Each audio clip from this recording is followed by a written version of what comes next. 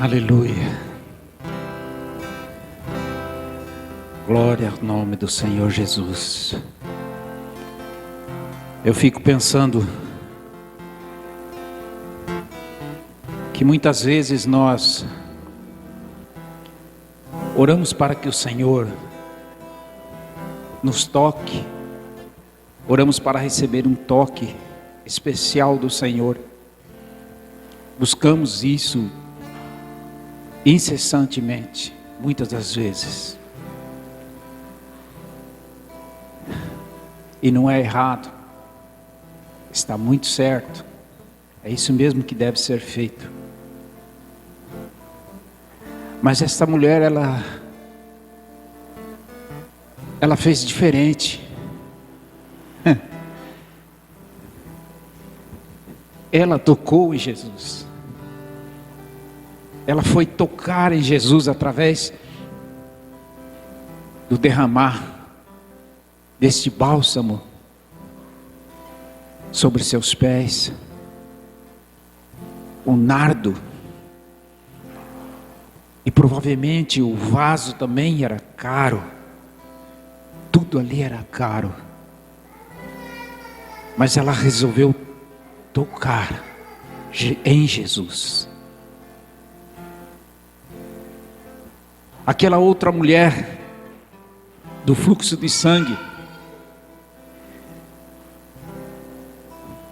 ela não procurou o toque do Senhor, mas ela se infiltrou no meio da multidão para tocar em Jesus.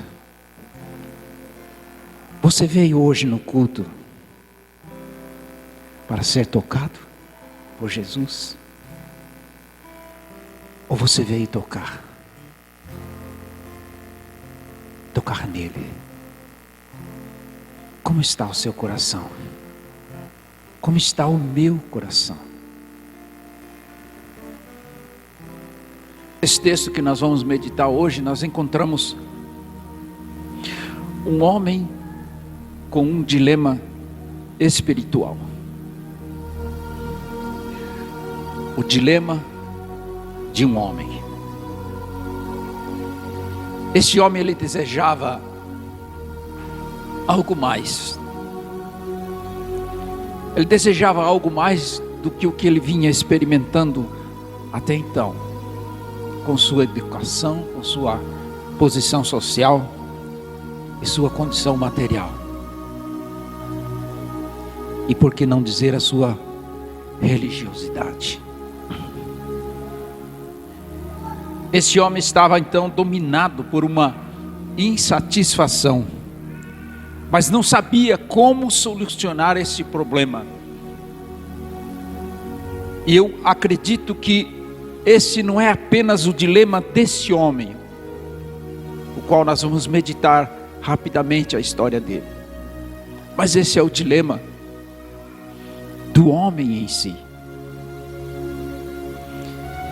E de fato, esse homem, ele não sabia avaliar a sua situação, porque ele avaliava os valores espirituais de um modo incorreto, não de uma maneira certa.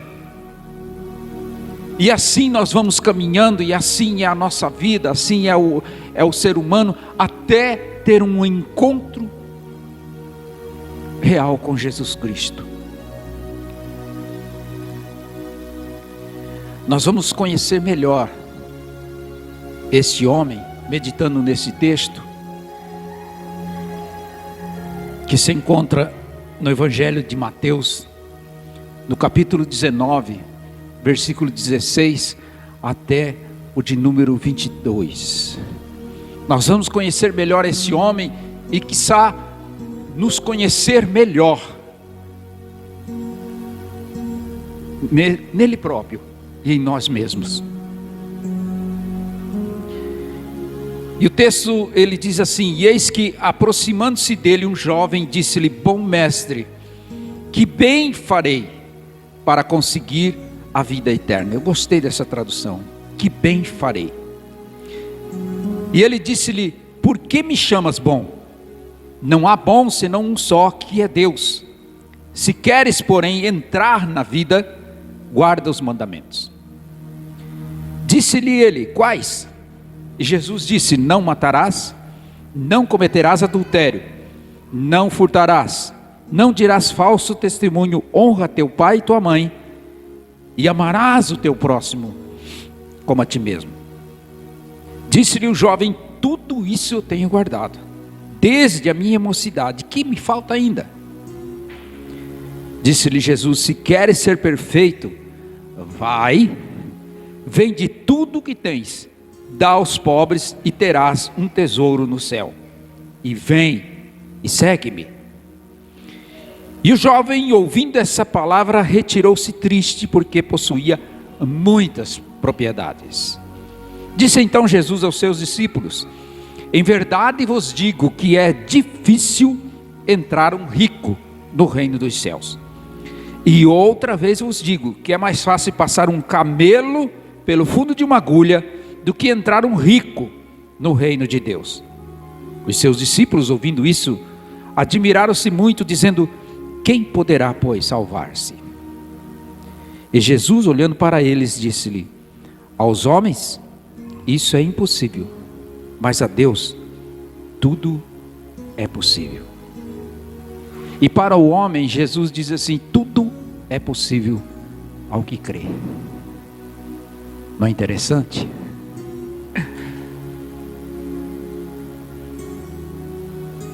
Então, esse homem, ele possuía muitas propriedades. Ele era rico, ele era abastado. Embora fosse um jovem, ele já era rico. Eu não sei se foi ele quem conquistou essa riqueza, ou foi seu pai e ele herdou do seu pai. Não sei. O texto não nos conta isso. Mas fato é que este jovem, ele possuía muitas propriedades. Ele era daqueles ricos, que tem alguns hoje em dia. Ele era daqueles ricos que não sabia nem o que ele tinha mais, de tanto que ele tinha propriedades. Se fosse nos dias de hoje, ele teria dinheiro guardado em tudo quanto é lugar, tudo quanto é banco importante de hoje, que existe hoje em dia, não é? Porque ele era muito rico. Ele possuía cultura, justamente por ser muito rico.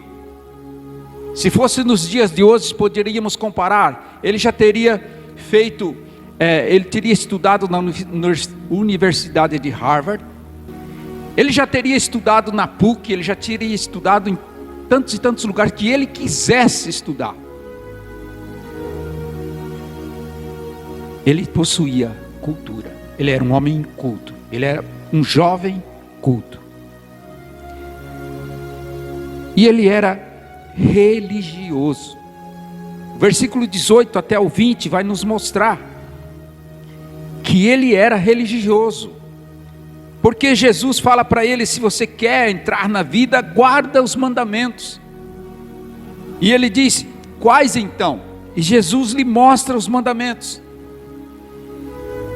E ele nunca havia matado alguém, não é? Ele nunca tinha traído ninguém, nem a sua esposa. Ele não tinha roubado para ficar rico. Ele não tinha falado mal de ninguém, nem testemunhado falsamente em algum tribunal contra alguém. E ele honrou o seu pai e a sua mãe, como os mandamentos mandam. E ele se esforçava todos os dias e todos os instantes para amar o seu próximo como ele mesmo. E o que é amar o meu próximo como a mim mesmo? É fazer ao meu próximo aquilo que eu quero que ele faça para mim. É dar ao meu próximo aquilo que eu quero receber de alguém. E ele fazia tudo isso. Ele era esforçado. Ele não faltava em nenhum culto. Ele era religioso. O que é essa palavra religioso? Religioso é aquele que cumpre todos os requisitos e ordenanças que uma religião diz ou denomina. Ele segue à risca. Esse é o religioso. Mas existe uma grande diferença e aqui um problema, porque o religioso, muitas das vezes, ele não vai conseguir alcançar o propósito que Deus quer para a vida dele, porque ele faz aquilo, acaba fazendo aquilo no automático, ele acaba não sentindo e não vivendo a presença que Deus quer que vivamos. Ele acaba não sentindo coisas tão simples de sentir no reino espiritual, porque ele é um religioso. E esse jovem, ele também tinha um bom caráter. Olhando aqui para todos esses predicados desse homem, nós podemos até afirmar com toda certeza que ele era um jovem que toda moça queria casar. Perfeito, tinha tudo. Mas só ele sabia, e só você sabe, só eu sei, o que passa dentro, o que passa no coração, ou pelo menos achamos que sabemos. Porque muitas das vezes nós vamos caminhar, anos e anos a fio, e até a diaconisa falou: como foi o seu chamado? E eu me lembrei como foi o meu chamado. Teve uma moça, uma linda mulher chamada Rosemarie, que Deus usou ela, e eu a conheci, e nós começamos a namorar, e ela teve a coragem de me convidar para ir à igreja, e ali começou o meu chamado. Mas não foi automático, não foi imediatamente. Passou-se algum tempo, e de repente eu recebo dessa igreja, no meu coração, Eclesiastes 12, versículo 1. E eu era como esse jovem, claro, só faltou a riqueza, né? Mas eu era religioso. Dos meus irmãos e da minha família, eu era o que fazia de tudo para cumprir, ou pelo menos me esforçava no máximo, embora sendo muito metido, eu era, reconheço, eu me esforçava no máximo para cumprir os mandamentos. Eu tinha eles não escrito na tábua do meu coração, mas eu tinha eles escrito na beirada da minha cama. E eu sabia de cor os 10 mandamentos. E todo dia eu tentava observar se eu estava cumprindo pelo menos um daqueles. Quase todo dia eu fazia essa experiência. Algumas vezes eu me decepcionava porque não conseguia. E eu fazia de tudo para alcançar Deus de alguma maneira. Tudo que tivesse ao meu alcance. Tudo que a minha religião mostrava para mim fazer, eu procurava fazer. Mas nesse dia em que eu recebo Eclesiastes 12, versículo 1, lembra-te do teu Criador nos dias da tua mocidade, antes que venham os maus dias em que dirás: não tenho mais neles contentamento algum. Eu era um jovem, e quando eu recebo esse versículo em meu coração, aquele vazio começou a ser preenchido. Se eu for contar mais, eu vou demorar muito tempo contando mais como aconteceram as outras coisas, o batismo no Espírito Santo e tantas coisas.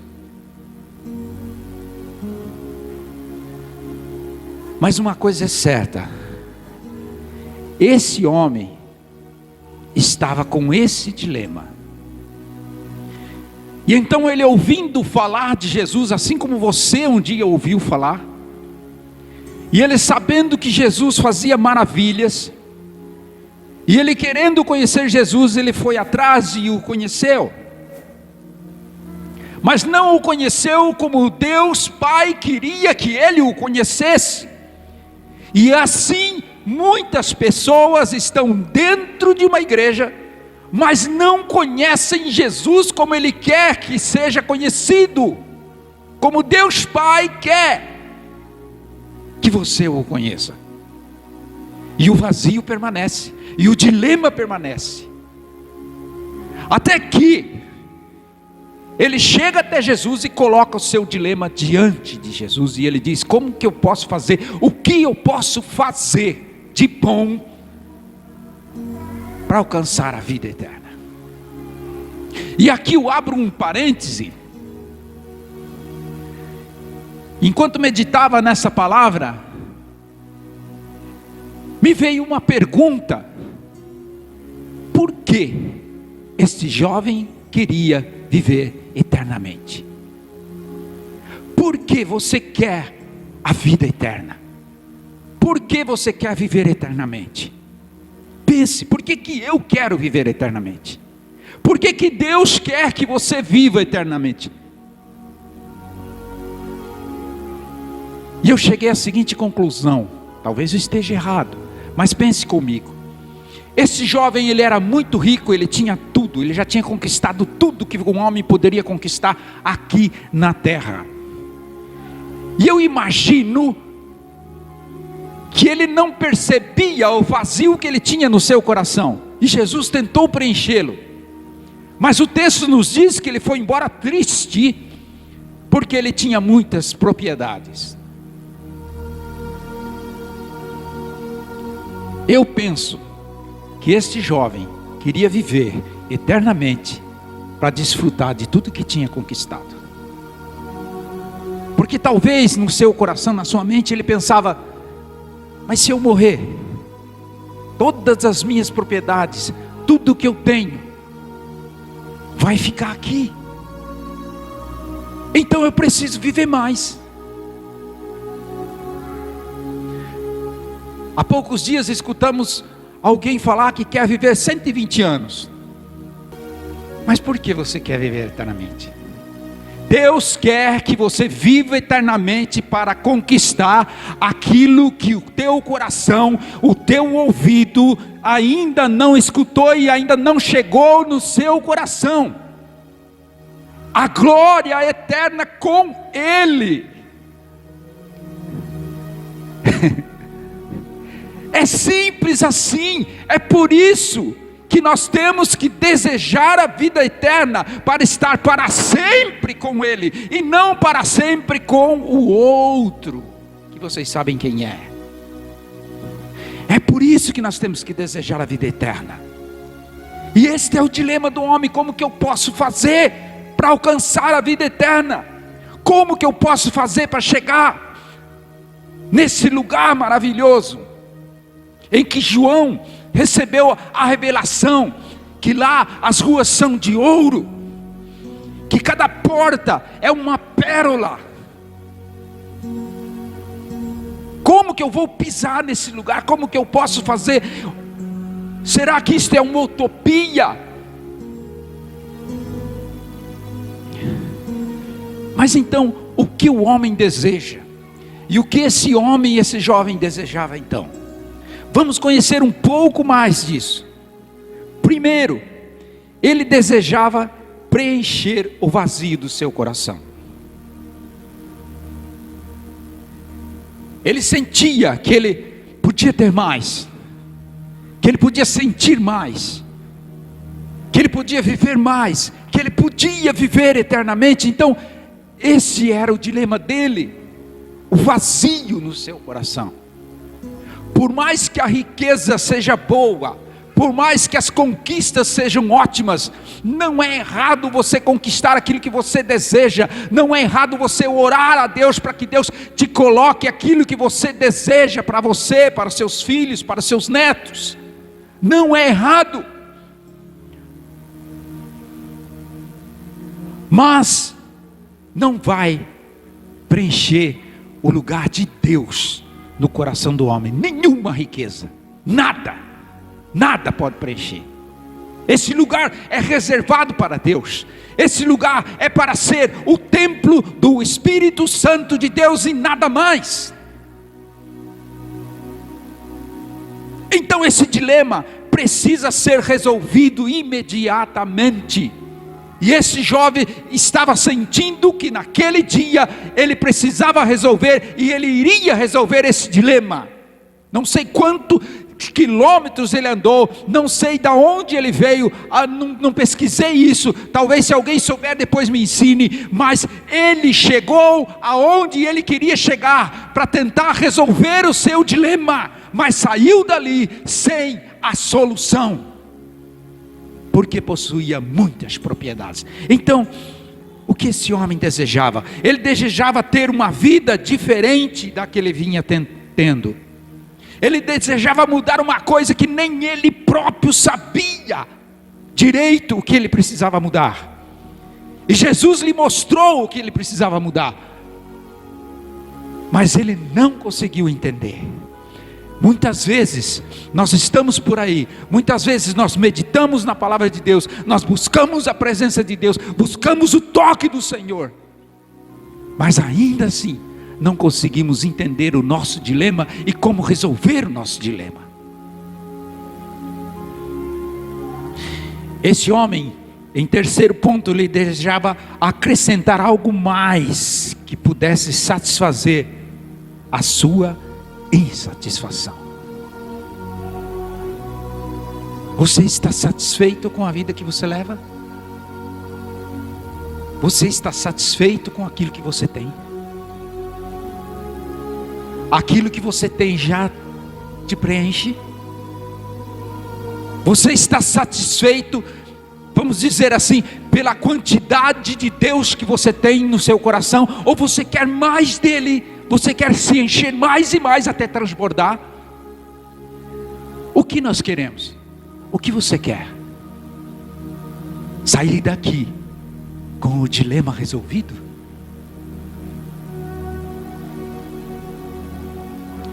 Agora, o que esse homem carecia? Nós já vemos quem ele era, como ele vivia, já meditamos no que ele desejava, e agora vamos procurar entender o que ele realmente carecia. Em primeiro lugar, ele precisava, vamos trocar a palavra carecia, porque só pode ser mais difícil de entender, mas ele precisava desembaraçar-se das coisas materiais. Ele escuta de Jesus: vai, vende e dá.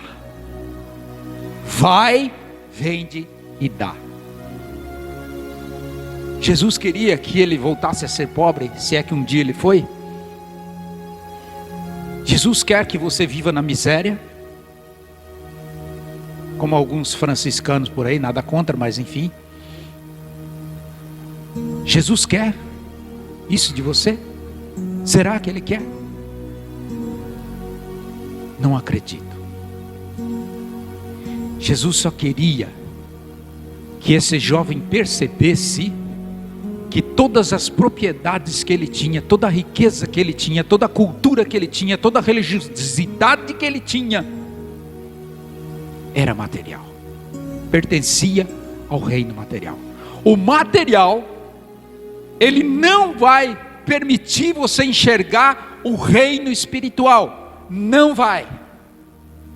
Enquanto você e eu não nos desembaraçarmos dessas coisas todas, não vendermos essas coisas todas, não darmos essas coisas todas, no sentido de entregar no altar do Senhor, e deixar Deus encher, e somente Deus encher o nosso vazio, resolver o nosso dilema. Enquanto o homem não fazer isso, não haverá a tão sonhada satisfação e felicidade.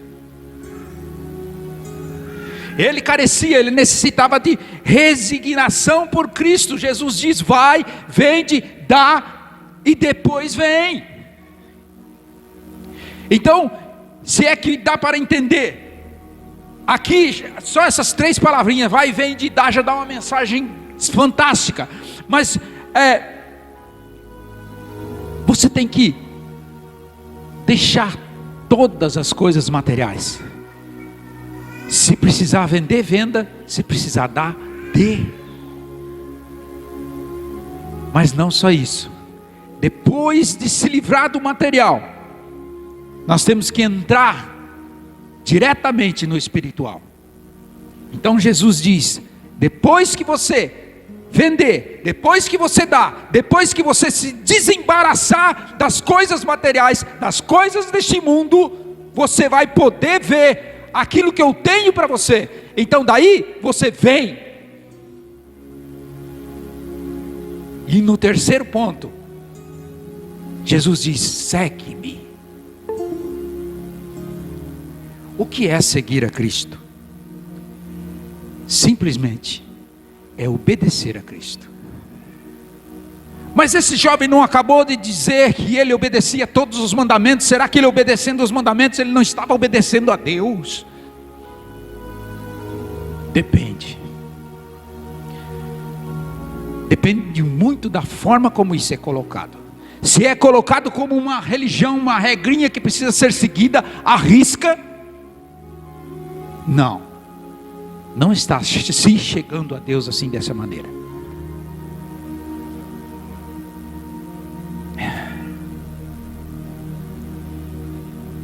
Quem ouve os meus mandamentos e os segue, esse tem a vida eterna.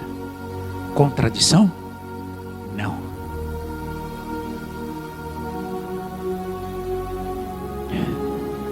Seguir a Cristo é se desembaraçar de tudo. Quantas vezes nós deixamos de ir a um trabalho da igreja? Quantas vezes nós deixamos de vir ao culto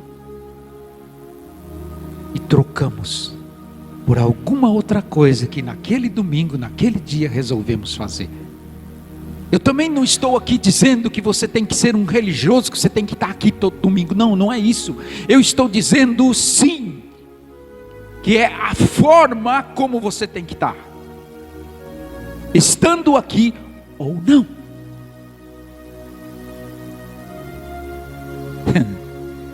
Eu achei interessante uma frase que a minha esposa disse hoje. Ela já tinha se arrumado e eu também já, e daqui a pouco ela falou assim: ai, mas está cedo ainda é 6:30. Ai, não passa a hora logo para a gente ir para a igreja de uma vez? Ansioso, coração ansioso por chegar aqui, encontrar os irmãos, encontrar o Espírito Santo, encontrar Deus, ser tocado por Ele, tocar nele. É isso que Deus quer. Não estou enaltecendo ela, mas é isso que Deus quer. Estou enaltecendo a atitude do coração.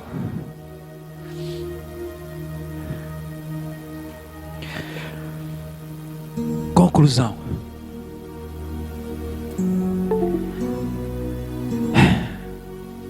Não há outro modo de ser feliz.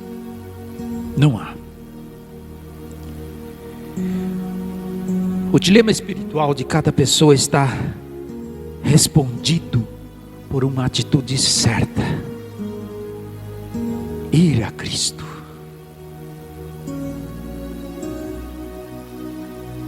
Não há outro modo de preencher, de resolver esse dilema do vazio interior. Não há. A fórmula, todos querem a fórmula para ser feliz, e a realidade é uma só. A fórmula para ser feliz é receber a Cristo como Salvador e Senhor. Não adianta também só desejar a salvação. Você tem que desejar o Senhor. Se é que vocês estão me entendendo.